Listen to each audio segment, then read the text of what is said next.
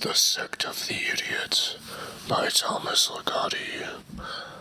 The primal chaos, lord of all, the blind idiot god, Azathoth.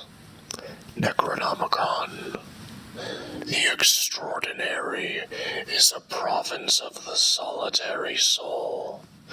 Lost the very moment the crowd comes into view, it remains within the great hollows of dreams, an infinitely secluded place that prepares itself for your arrival, and for mine.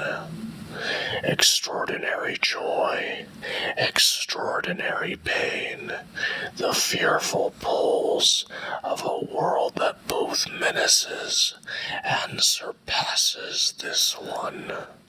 It is a miraculous hell towards which one unknowingly wanders, and its gate, in my case, was an old town whose allegiance to the unreal inspired my soul with a holy madness long before my body had come to dwell in that incomparable place.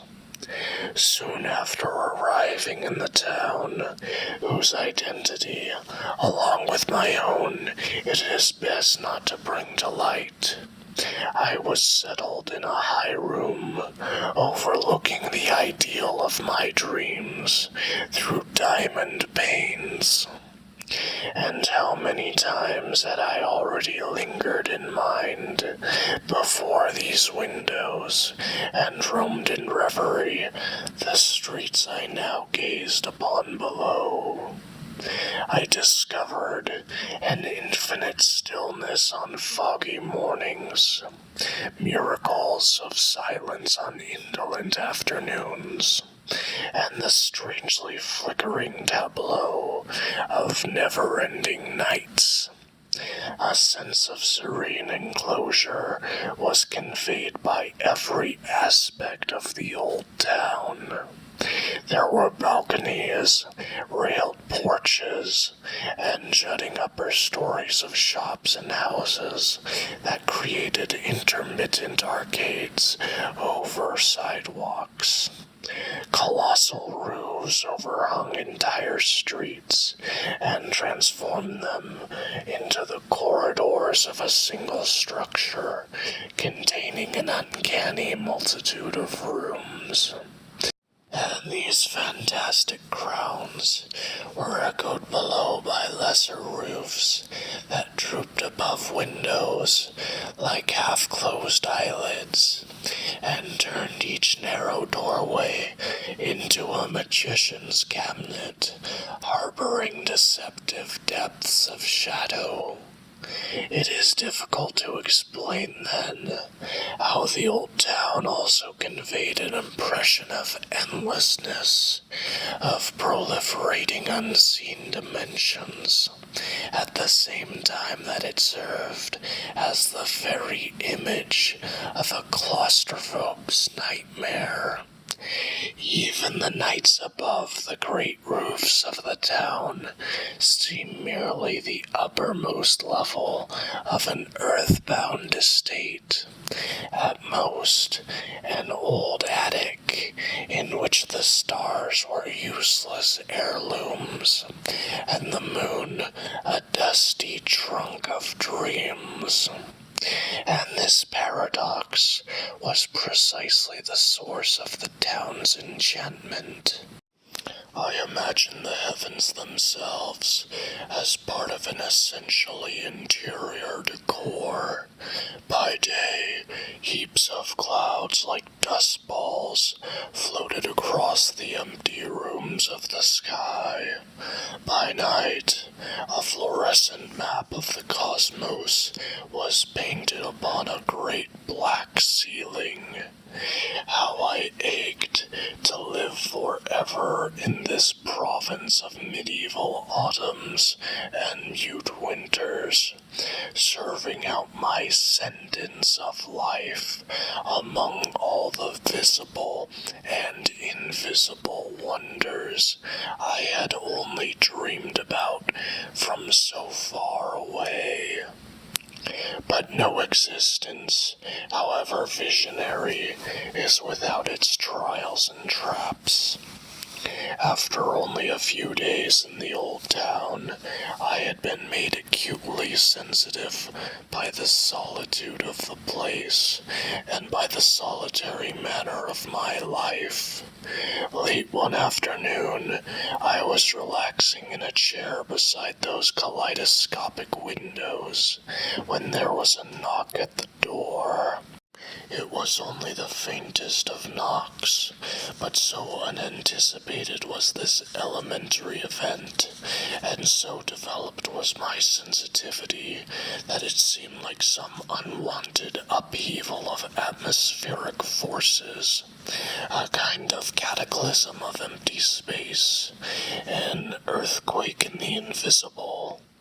Hesitantly, I walked across the room and stood before the door, which was only a simple brown slab without molding around its frame.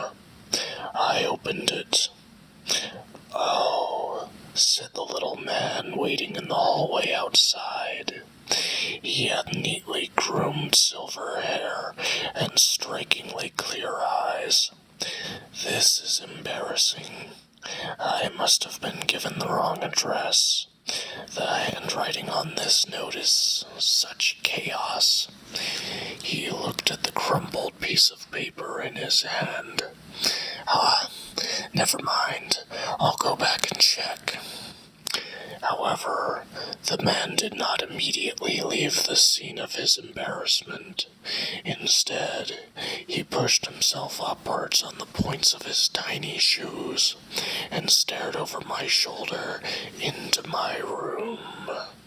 His entire body, compact as it was in stature, seemed to be in a state of concentrated excitement. Finally he said, "Beautiful view from your room," and he smiled a very tight little smile. "Yes, it is," I replied, glancing back into the room and not really knowing what to think. When I turned around, the man was gone. For a few startled moments, I did not move. Then I stepped into the hallway and gazed up and down its dim length. It was not very wide, nor did it extend a great distance before turning a windowless corner. All the doors to the other rooms were closed, and not the slightest noise emerged from any of them. At last, I heard what sounded like footsteps descending flights of stairs on the floors below, faintly echoing through the silence, speaking the quiet language of old rooming houses. I felt relieved and returned to my room. The rest of the day was uneventful, though somewhat colored by a whole spectrum of imaginings. And that night, I experienced a very strange dream, the culmination, it seemed, of both my lifetime of dreaming and of my dreamlike sojourn in the old town. Certainly, my view of the town was thereafter dramatically transformed. And yet, despite the nature of the dream, this change was not immediately for the worse. In the dream, I occupied a small dark room, a high room whose windows looked out on a maze of streets which unraveled beneath an abyss of stars. But through the stars were spread across a great reaching blackness. The streets below were bathed in a stale gray dimness, which suggested neither night nor day, nor any natural phase between them. Gazing out the window, I was sure that cryptic proceedings were taking place in sequestered corners of this scene, vague observations that were at odds odds with accepted reality. I also felt there was special cause for me to fret over certain things that were happening in one of the other high rooms of the town. A particular room whose location was nevertheless outside my cognizance. Something told me that what was taking place there was specifically devised to affect my existence in a profound manner. At the same time, I did not feel myself to be of any consequence in this or any other universe. I was nothing more than an unseen speck, lost in the convolutions of strange schemes.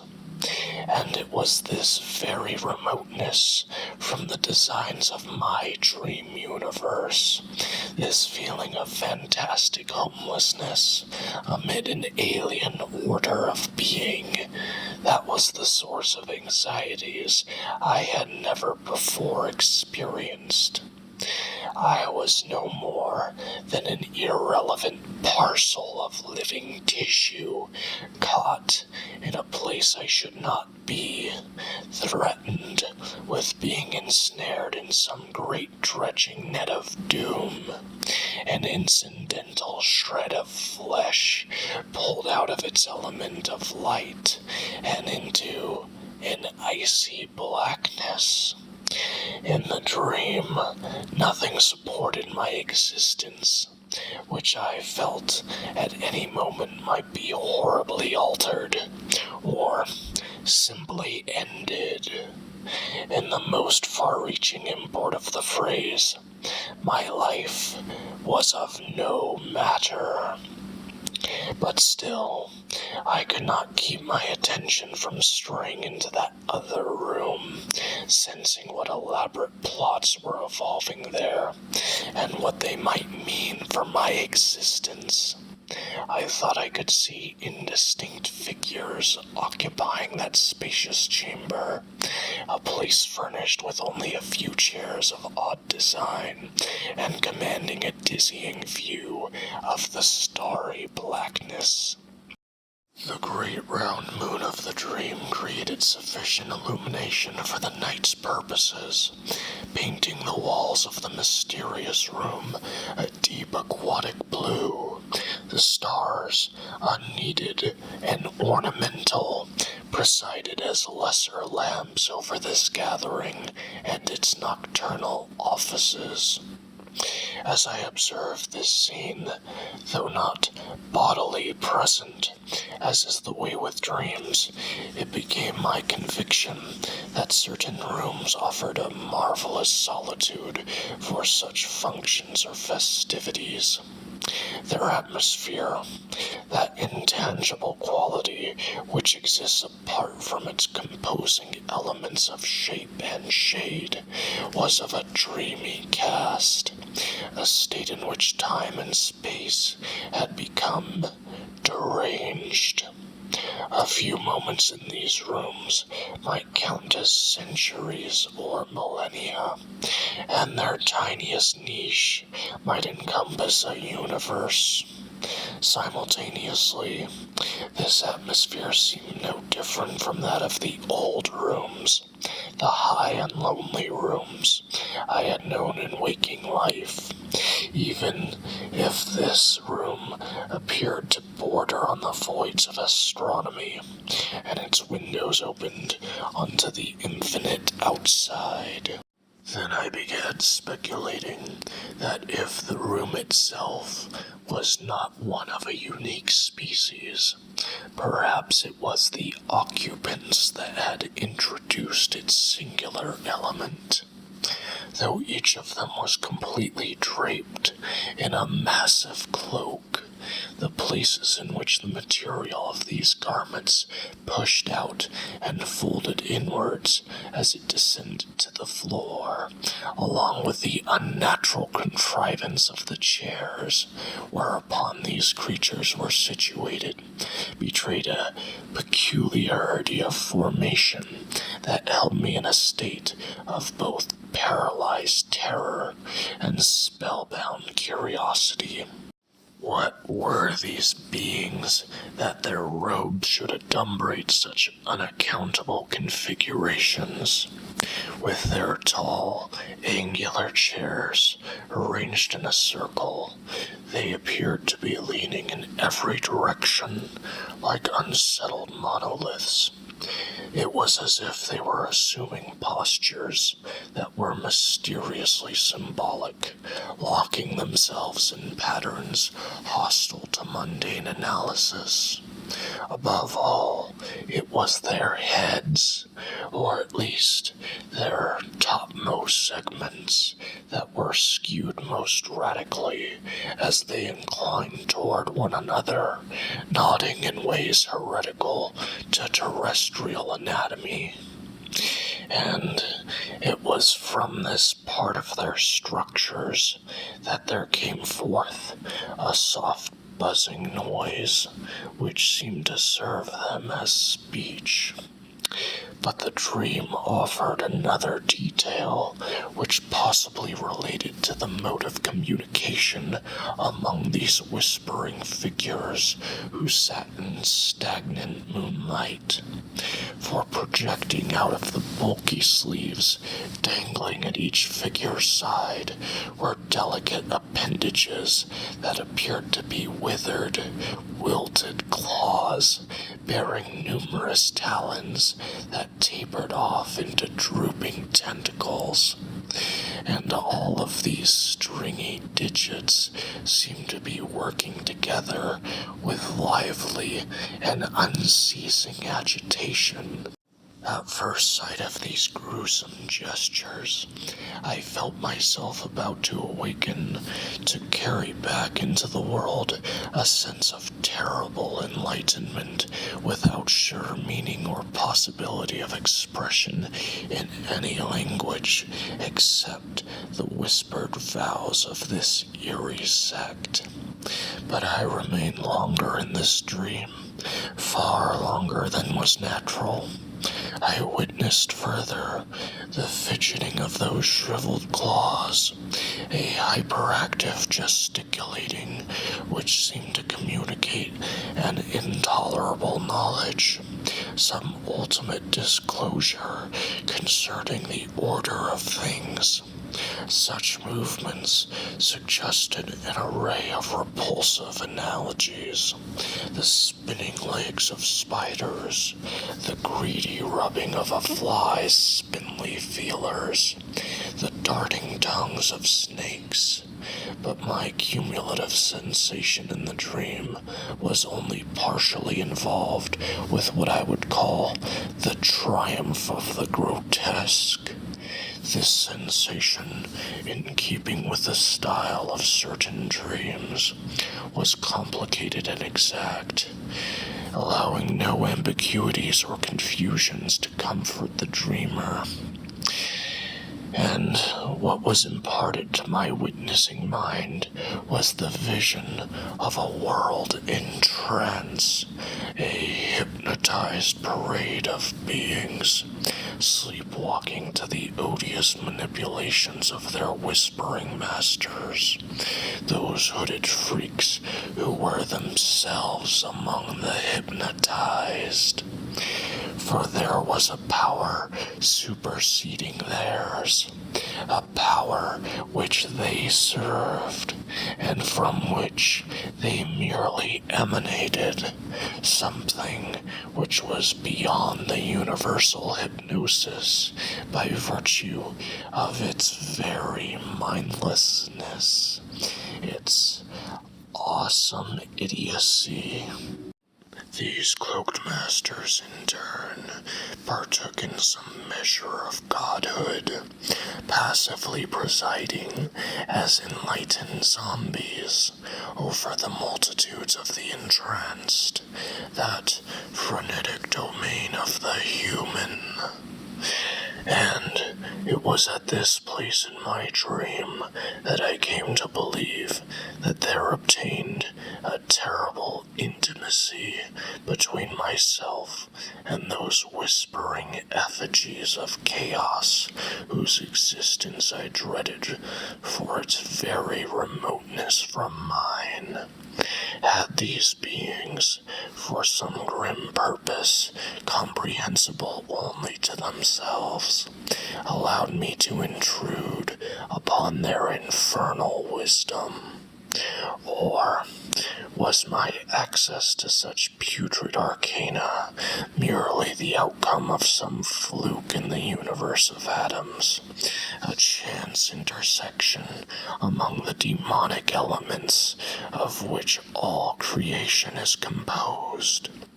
But the truth was, notwithstanding in the face of these insanities, whether by calculation or accident, I was the victim of the unknown, and I succumbed to an ecstatic horror at this insight.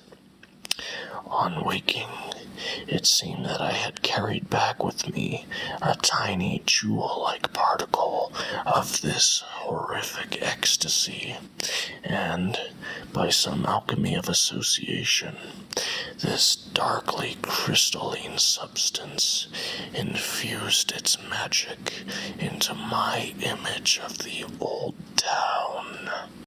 Though I formerly believed myself to be the consummate knower of the town's secrets, the following day was one of unforeseen discovery. The streets I had looked upon that motionless morning were filled with new secrets, and seemed to lead me to the very essence of the extraordinary. A previously unknown element appeared to have emerged in the composition of the town, one that must have been hidden within its most obscure quarters. I mean to say that while these quaint, archaic facades still put on all the appearance of a dreamlike repose, there presently existed, in my sight, evil stirrings beneath this surface. The town had more wonders than I knew, a cache of unwanted offerings stored out of sight. Yet, somehow, this formula of deception, of corruption in disguise, served to intensify the town's most attractive aspects. A wealth of unsuspected sensations was now provoked by a few slanting rooftops, a low doorway, or a narrow back street. And the mist spreading evenly through the town early that morning was luminous with dreams. The whole day I wandered in a fevered exaltation throughout the old town, seeing it as if for the first time. I scarcely stopped a moment to rest, and I am sure I did not pause to eat. By late afternoon, I might also have been suffering from a strain on my nerves, for I had spent many hours nurturing a rare state of mind in which the purest euphoria was invaded and enriched by currents of fear. Each time I rounded a street corner, or turned my head to catch some beckoning sight, dark tremors were inspired by the hybrid spectacle I witnessed. Splendid scenes, broken with malign shadows, the lurid and the lovely, forever lost in each other's embrace. And when I passed under the arch of an old street, and gazed up at the towering structure before me, I was nearly overwhelmed. My recognition of the place was immediate, though I had never viewed it from my present perspective. Suddenly, it seemed I was no longer outside in the street and staring upwards, but was looking down from the room just beneath that peaked roof. It was the highest room on the street, and no windows from any of the other houses could see into it. The building itself, like some of those surrounding it, seemed to be empty, perhaps abandoned. I assessed several ways by which I could force entry, but none of these methods was needed. The front door, contrary to my initial observation, was slightly ajar. The place was indeed abandoned, stripped of the wall hangings and fixtures, its desolate, tunnel-like hallways visible only in the sickly light that shone through the unwashed, curtainless windows. Identical windows also appeared on the landing of each section of the staircase that climbed up the central part of the edifice like a crooked spine. I stood in a near cataleptic awe of the world I had wandered into, this decayed paradise. It was a venue of strange atmospherics, of infinite melancholy and unease, the everlasting residue of some cosmic misfortune. I ascended the stairs of the building with a solemn, mechanical intentness, stopping only when I had reached the top and found the door to a certain room. And even at the time, I asked myself, could I have entered this room with such unhesitant resolve if I truly expected to find something extraordinary within it? Was it ever my intention to confront the madness of the universe, or at least my own? I had to confess that though I had accepted the benefits of my dreams and fancies, I did not profoundly believe in them. At the deepest level, I was their doubter, a thorough skeptic who had indulged a too free imagination, and, perhaps, a self-made lunatic. To all appearances, the room was unoccupied.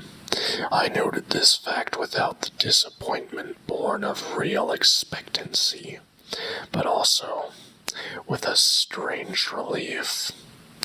Then, as my eyes adjusted to the artificial twilight of the room, I saw the circle of chairs. They were as strange as I had dreamed, more closely resembling devices of torture than any type of practical or decorative object. Their tall backs were slightly bowed and covered with a coarse hide, unlike anything I had ever beheld. Their arms were like blades, and each had 4 semicircular grooves cut into them that were spaced evenly across their length. And below were 6 jointed legs jutting outwards, a feature which transformed each piece into some crab-like thing with the apparent ability to scuttle across the floor. If, for a stunned moment, I felt the idiotic desire to install myself in one of these bizarre thrones, this impulse was extinguished upon my observing that the seat of each chair, which at first appeared to be composed of a smooth and solid cube of black glass, was in fact only an open cubicle filled filled with a murky liquid, which quivered strangely when I passed my hand over its surface. As I did this, I could feel my entire arm tingle in a way which sent me stumbling backward to the door of that horrible room, and which made me loathe every atom of flesh gripping the bones of that limb. I turned around to exit, but was stopped by a figure standing in the doorway. Though I had previously met the man, he now seemed to be someone quite different, someone openly sinister rather than merely enigmatic. When he had disturbed me the day before, I could not have suspected his alliances. His manner had been idiosyncratic, but very polite, and he had offered no reason to question his sanity. Now, he appeared to be no more than a malignant puppet of madness. From the twisted stance he assumed in the doorway to the vicious and imbecilic expression that possessed the features of his face, he was a thing of strange degeneracy. Before I could back away from him, he took my trembling hand. "Thank you for coming to visit," he said in a voice that was a parody of his former politeness. He pulled me close to him, his eyelids lowered, and his mouth widely grinned, as if he were enjoying a pleasant breeze on a warm day. Then he said to me, "They want you with them on their return. They want their chosen ones." Nothing can describe what I felt on hearing these words, which could only have meaning in a nightmare. Their implications were a quintessence of hellish delirium, and at that instant, all the world's wonder suddenly turned to dread. I tried to free myself from the madman's grasp, shouting at him to let go of my hand. "Your hand," he shouted back at me. Then he began to repeat the phrase over and over, laughing as if some sardonic joke had reached a conclusion within the depths of his lunacy. In his foul merriment, he weakened, and I escaped.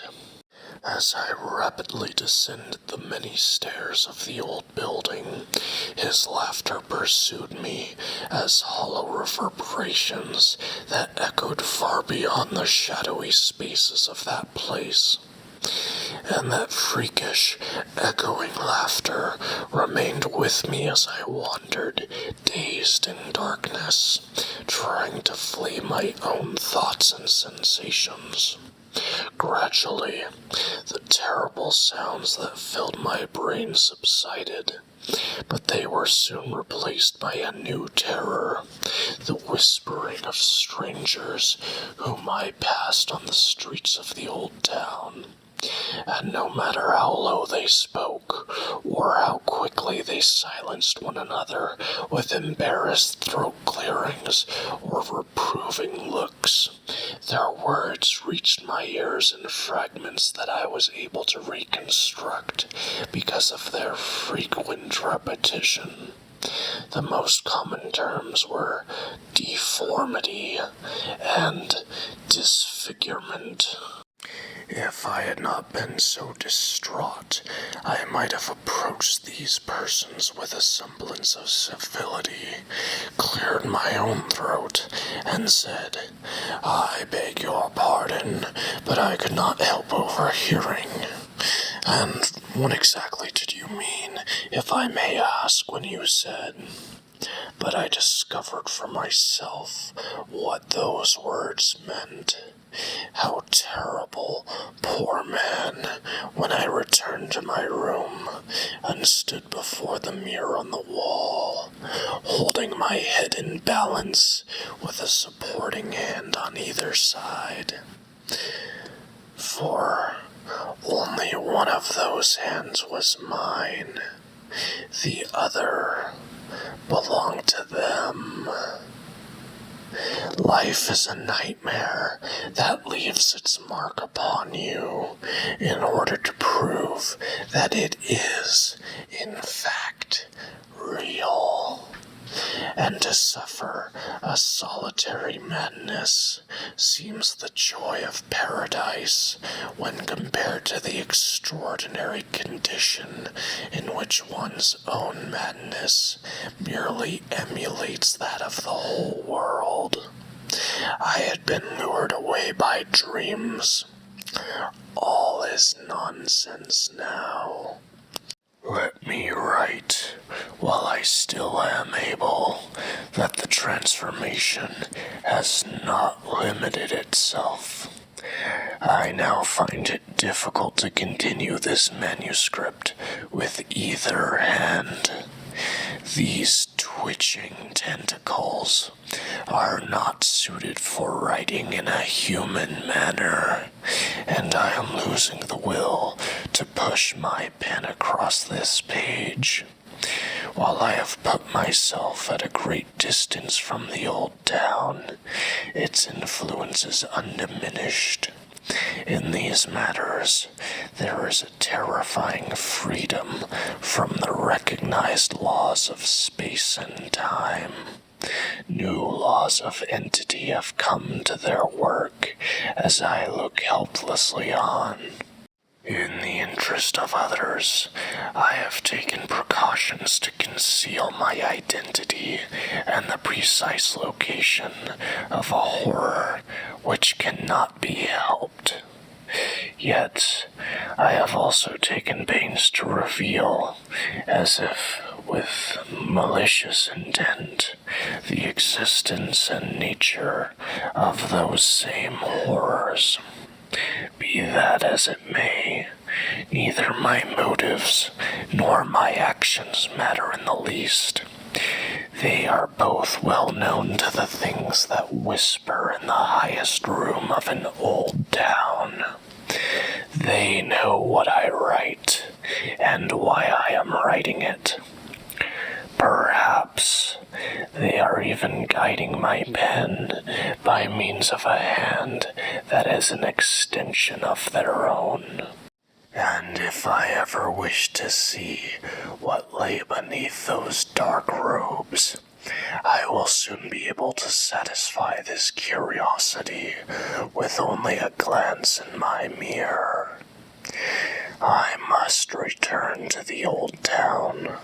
For now, my home can be nowhere else, but my manner of passage to that place cannot be the same, and when I enter again that world of dreams, it will be by way of a threshold which no human being has ever crossed, nor ever shall.